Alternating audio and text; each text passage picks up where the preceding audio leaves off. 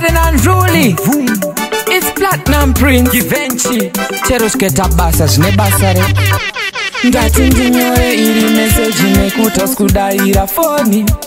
Nyaya yangu ndeye kuti ndabvuma mosva yangu kanisori. Ndati ndinyore iri message nekuta skudaira phone.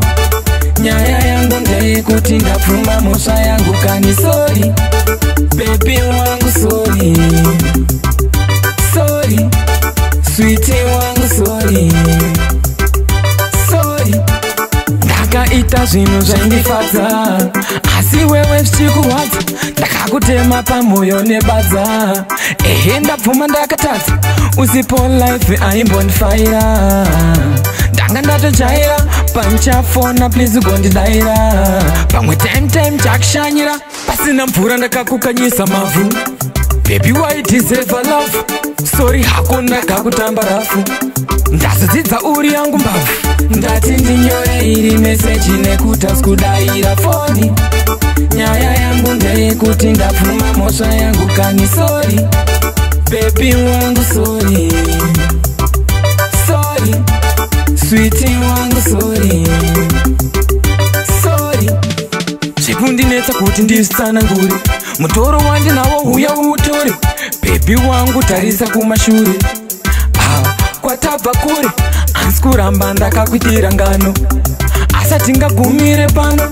Baby wangu ndauya nezano. Ngatidzokerane tifambe nani. Ndati ndinyore iri message nekuta skudaira phone. Nyaya yangu ndeye kuti ndabvuma mosva yangu kanisori. Baby wangu sorry. Sorry. Sweetie wangu sorry. Sorry. Ndakaita zvinhu zvaindifadza, asi wewe zvichikurwadza. Ndakakutema pamoyo nebadza. Ehe ndabvuma ndakatadza. Usipo life aimbondifaira. Ndanga ndatojaira panchafona please gondidaira. Pamwe time chakushanyira pasina mvura ndakakukanyisa mavhu. Baby why deserve a love. Sorry hako ndakakutamba rafu. Ndazodzidza uri yangu mbavhu. Ndati ndinyore iri message nekuta skudaira phone.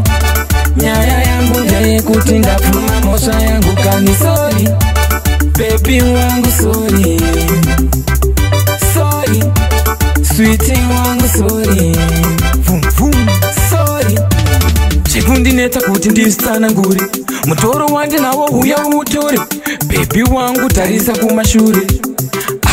Kwatabva kure asi kuramba ndakakuitira ngano. Asati ngagumire pano.